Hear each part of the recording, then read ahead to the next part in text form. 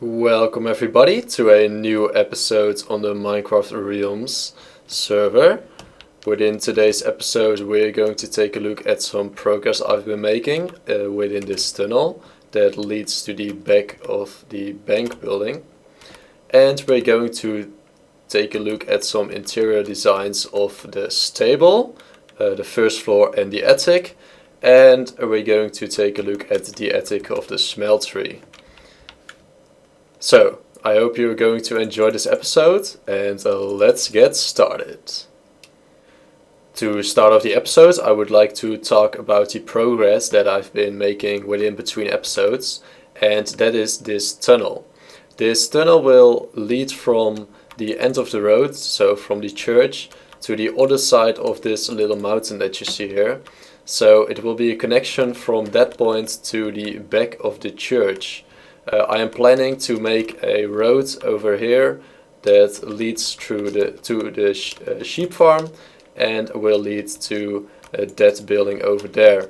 And if we can accomplish that, we have a nice circular round within our base. So you can easily just walk in a circle. Furthermore, over here I want to make a zombification machine for villagers to get extra cheap trades. There are a lot of nice designs on the internet, so I'm probably going to use one of those. And I want to transport the villagers from down over here, where my villager breeder is, to all above over there. So this is my villager breeder. You actually see that it's quite cramped. And I think that some villagers that are actually walking inside my village are actually coming from over here. So that will explain some things. To really give you a feeling about the layout that we're going to be making within this village, we can take a look at the map, and I'll just explain it very briefly.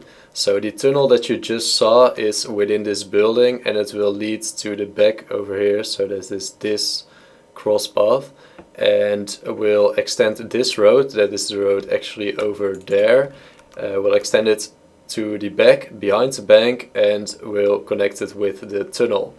On the side of the road we're just going to be making some houses, and hopefully they will fit within the outer wall, and otherwise we just have to move the wall a little bit, just like I did over here with the church. I've just been scaffolding myself up to get a higher point of view over the village. So you clearly see the main road over here, and you see the side road over here. This road will extend towards here. I don't know if I want to fit it next to the wall or next to the back sides of the bank and the minecart buildings, but over here I want to fit a road and some buildings on side of the road. So I think those are going to be some very nice plans for expansion of our village. However, in today's episode we're going to be making some interior designs. So let me gather up some materials and we'll be right back. I've gathered up all the materials, I've put them in these shulker boxes. They are actually almost the same as the materials that I used for the interior design of the bookshop and the smeltery within episode 2. So if you want to take a closer look at the materials, just pause the video. When we're going to take a look at the stable, there is actually no stair to the upper level, to the first floor. This is all just the ground floor. So I was thinking that we could fit in a stair to the first floor over here. Then we should make a pathway to here, and we just knock out a little bit of the back of this building and we can enter. Although I think it would be a way better idea to make the entrance of the first floor of this building within this back alley. So let's say if we make a spiral staircase over here and end up over there. So let me just jump to there. Then we can make an entrance over here and we can enter this building. I've been watching, or I've been looking at some of the possibilities of this building, and luckily we can extend this building into the wall if we want to. So there's actually quite a bit of room left. So I think it's going to be time for the time lapse. That sounds nice. However, I think it's going to be time for the time lapse. So sit back, relax, and enjoy.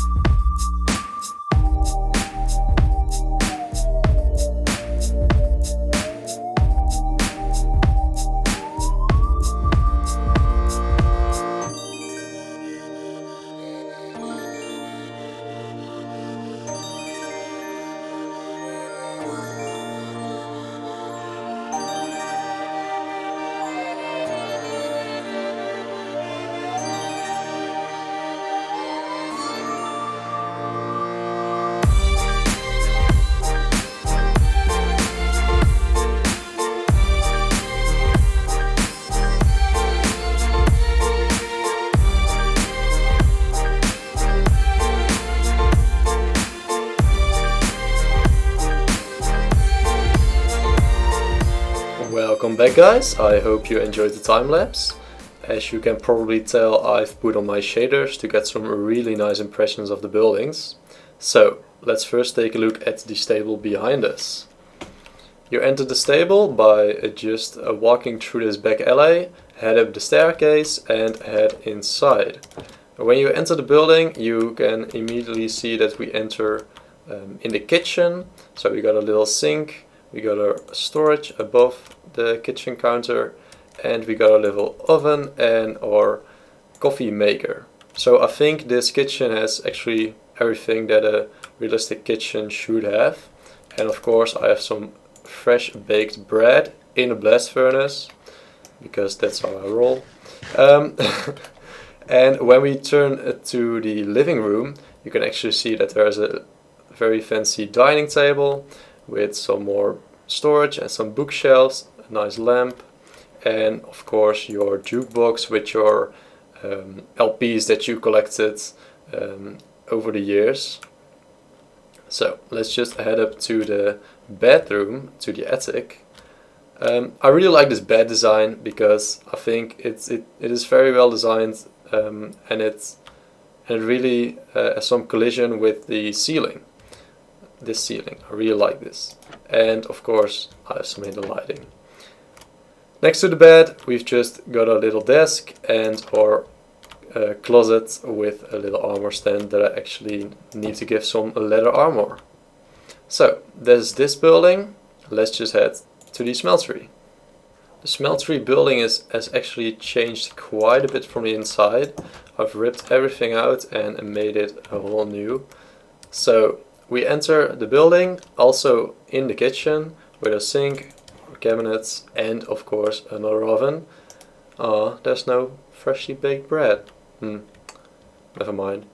Of course we also have some books in storage and a jukebox. So you can see that this house has actually everything the same as the stable building, but it has a very different layout. And I really like to put all of those elements in the building, and you can see that every building is quite unique, even when you put in almost the same elements.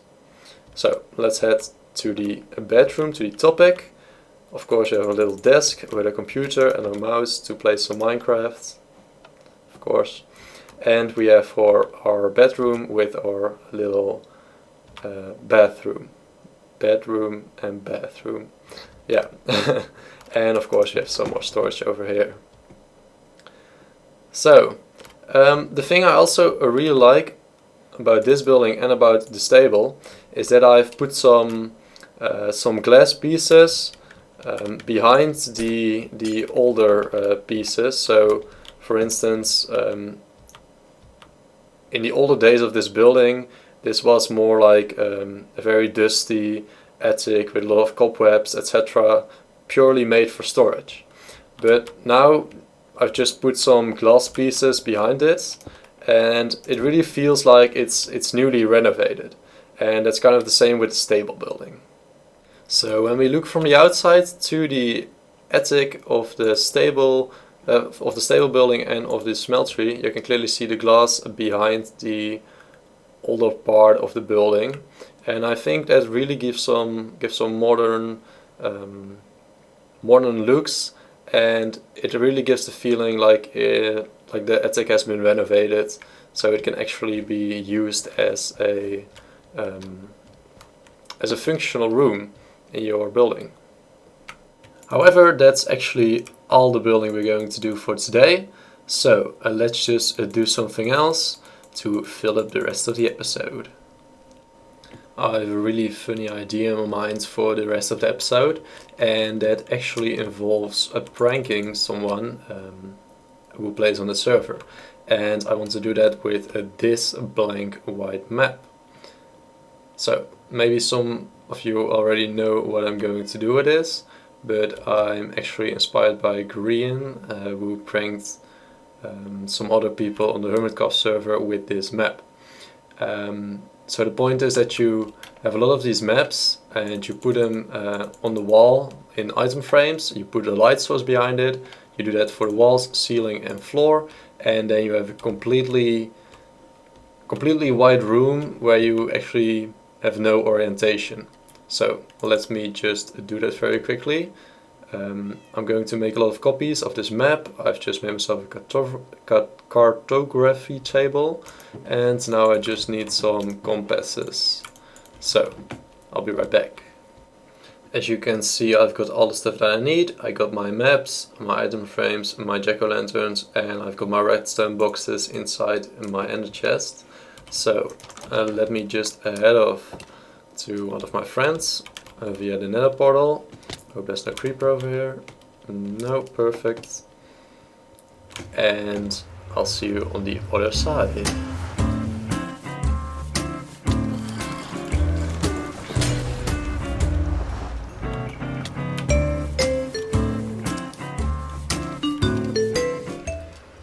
After a big derp, we have arrived at Archer Wessel's place. This is his nether portal room, and behind me is his base, but I think we are going to take a look at that by some footage of the replay mod.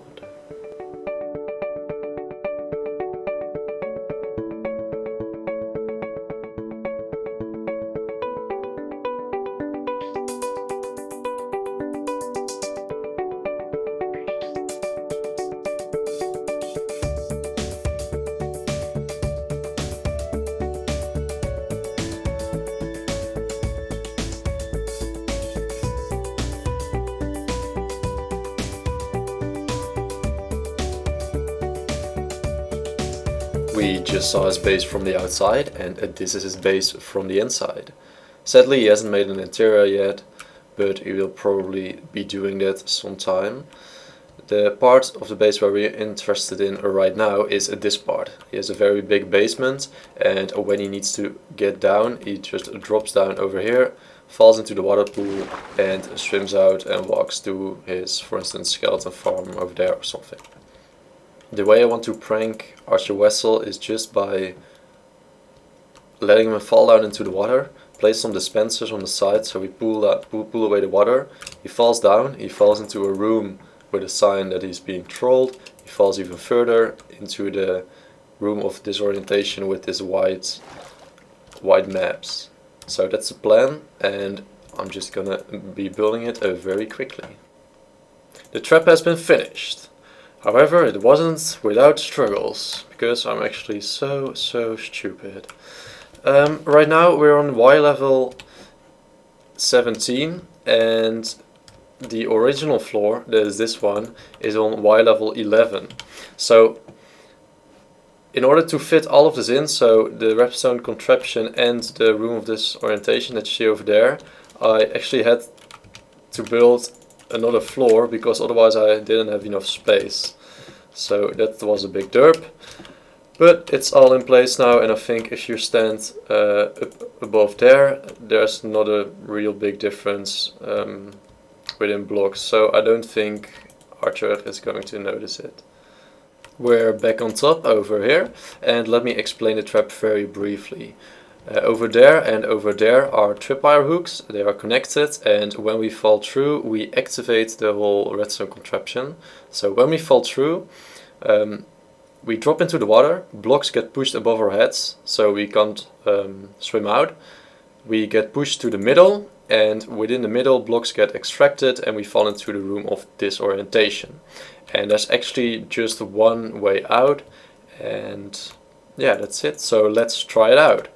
So we activate the trap, blocks get pushed above our heads, we get dropped into the room of disorientation, and we're lost.